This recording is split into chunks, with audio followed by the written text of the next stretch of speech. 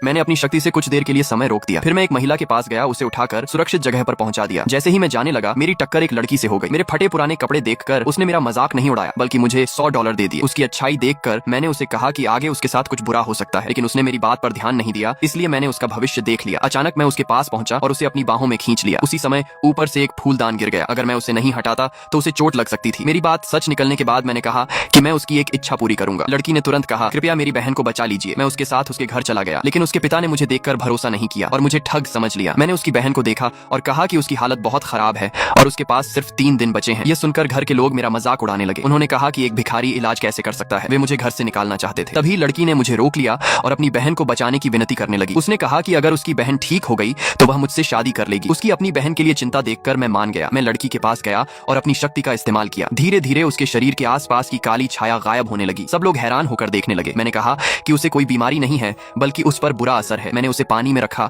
और अपनी शक्ति से उस बुरे असर को खत्म कर दिया। कुछ देर बाद उसके शरीर से काला धुआं बाहर निकला और गायब हो गया। बाहर खड़े लोग अब भी मुझ पर भरोसा नहीं कर रहे थे। वे दरवाजा तोड़कर अंदर आना चाहते थे, लेकिन कोई भी अंदर नहीं आ सका। थोड़ी देर बाद मैंने दरवाजा खोला और कहा कि अब वह ठीक है। किसी ने मेरी बात नहीं मानी। तभी लड़की ने धीरे धीरे अपनी आंखें खोल दी। ये देखकर सब लोग चौंक गए। मैं वहां से जाने लगा, लेकिन उस लड़की ने मुझे रोक लिया। वह अपना वादा निभाना चाहती थी और मुझसे शादी करना चाहती थी। मैंने मना कर दिया। मैंने उसकी बहन की मदद सिर्फ इसलिए की क्योंकि वह अपने परिवार से बहुत प्यार करती थी। इतना कहकर मैं वहां से चला गया। अगर आगे की कहानी देखना चाहते हो तो कमेंट में लाल दिल भेजो।